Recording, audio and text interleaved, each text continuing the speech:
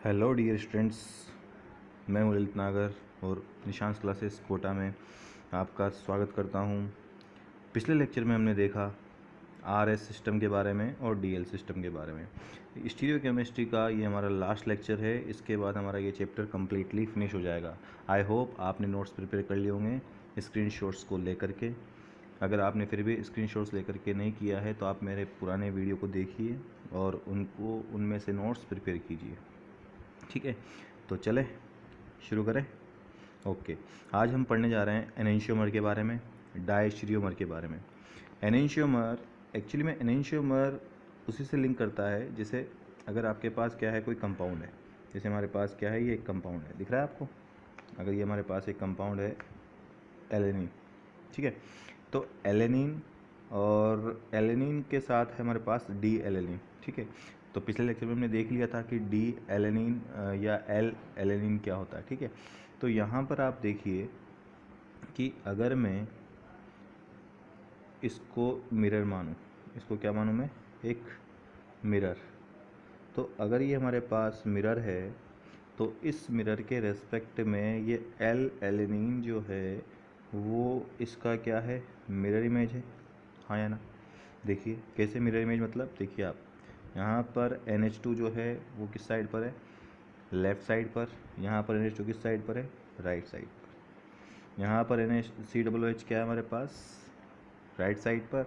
तो यहाँ पर कैसे आ गया ये, लेफ़्ट साइड पर। इसका मतलब ये हुआ कि एक दूसरे की ये क्या हो गया हमारे पास, मिरर इमेजेस हो गई। ठीक है, तो इसका मतलब फर्स्ट ऑफ ऑल कंडीशन क्या हो गई कि अगर आपको एनेंशियोमर को चेक करना है, अगर आपको एनेंशियोमर को चेक करना है तो आप फर्स्ट ऑफ ऑल कंडीशन क्या देखेंगे कि जो मिरर्स हैं, ठीक है, एनेंशियोमर्स, वो क्या होने चाहिए हमारे पास, enantiomers are non super imposable mirror images.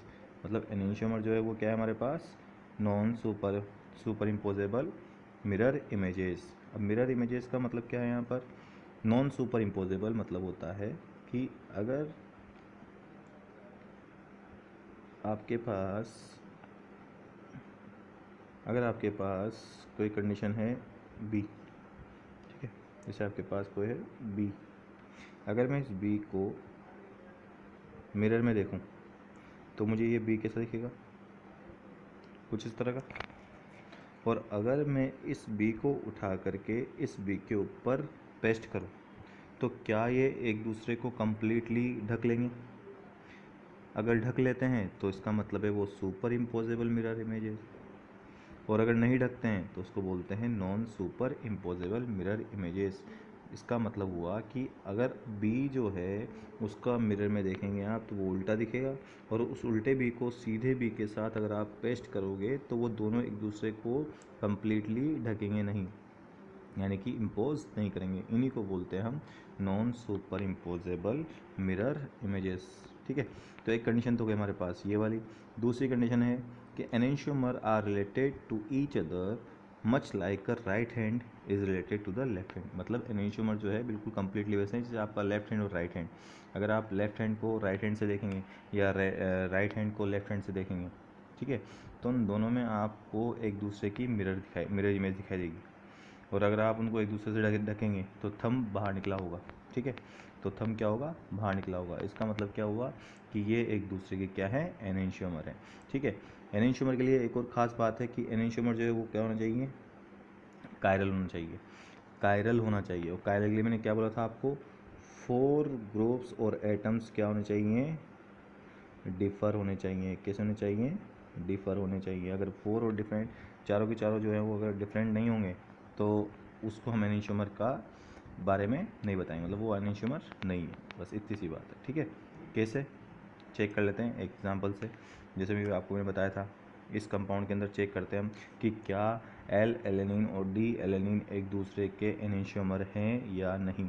ठीक है, तो फर्स्ट कंडीशन क्या है हमारे पास, फर्स्ट कंडीशन मैंने आपको बताई थी कि फर्स्ट कंडीशन में आपको चेक करना है कि क्या ये एक दूसरे की मिरर इमेजेस हैं।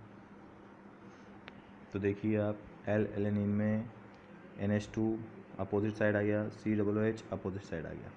ये एक प्लेन है, ये एक प्लेन है, इसलिए ये तो यहीं रहेगा। तो आप देखोगे इस प्लेन के रिस्पेक्ट में।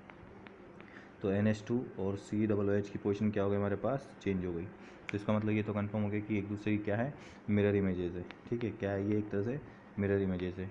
अगर मैं इस एल एलेनिन को उठा कर के इसके ऊपर पेस्ट करूं तो COOH कहाँ आएगा, NH2 के ऊपर, NH2 कहाँ आएगा, COOH के ऊपर, और H आएगा H के ऊपर, CH3 आएगा CH3 के ऊपर। मतलब CH3 को कम्प्लीटली क्या करेगा, ढक लेगा।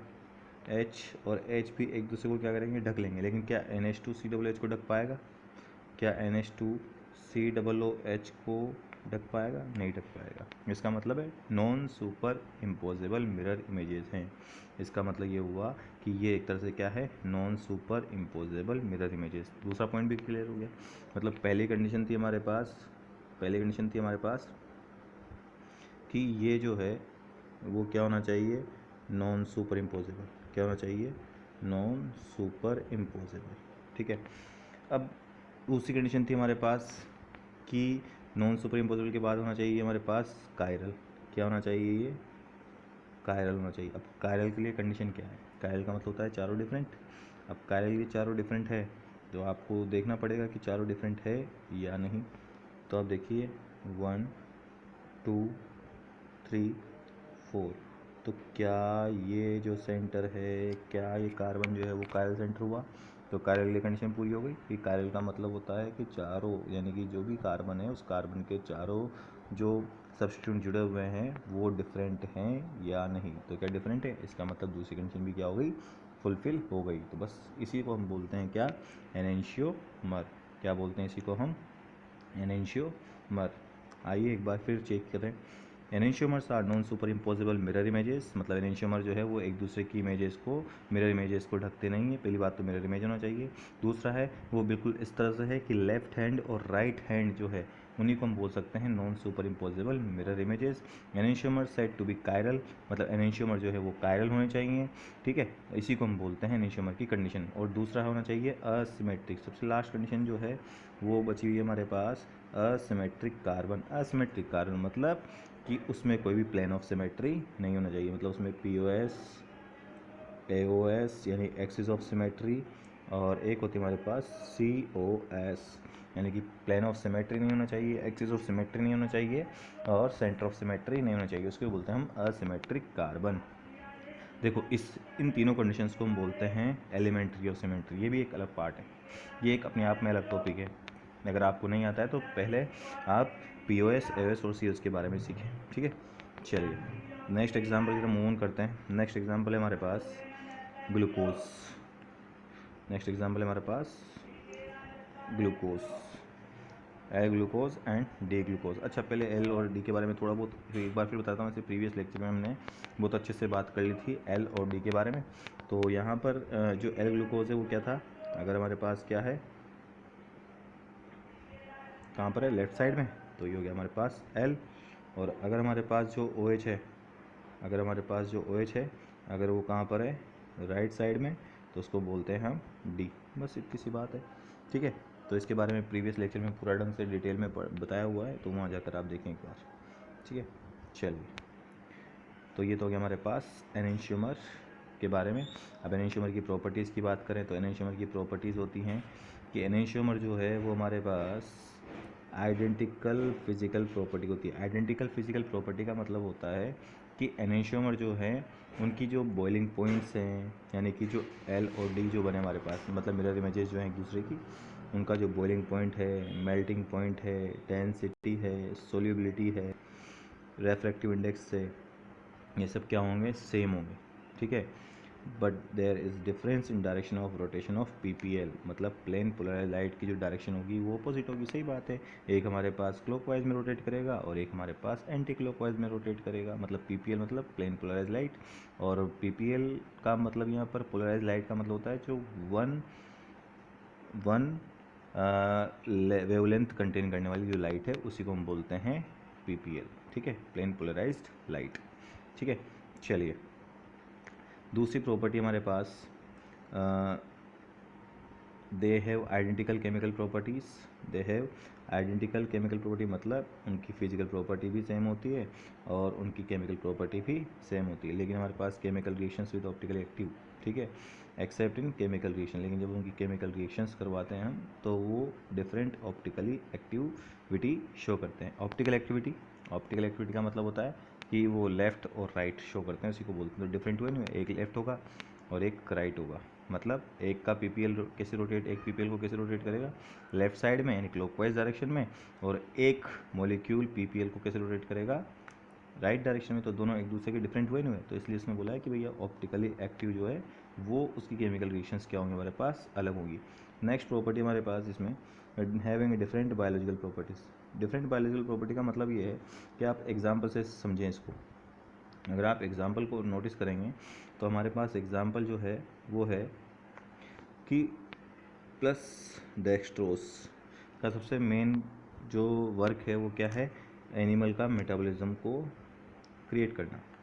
वहीं पर जो माइनस का मतलब है और प्लस का मतलब मैंने आपको पहले बताया था डेक्स्ट्रो लियो, मतलब एक लेफ्ट साइड वाला, एक राइट साइड वाला और एक लेफ्ट साइड वाला, ठीक है, आर नॉट मेटाबोलाइज, यानी कि प्लस डेक्स्ट्रोज तो एनिमल मेटाबॉलिज्म में काम आता है, लेकिन माइनस डेक्स्ट्रोज जो है यानी कि एल डेक्स्ट्रोज जो है वो मेटाबॉलिज्म का काम नहीं करता है। तो ये दोनों डिफरेंट प्रॉपर्टी हो गई, ठीक है। When equal quantity of enantiomers are mixed in optically inactive compound, ठीक है, ऑप्टिकली इनएक्टिव मतलब होता है कि जो पीपीएल प्लेन पोलराइज्ड लाइट को रोटेट नहीं करने वाले एनेंशियोमर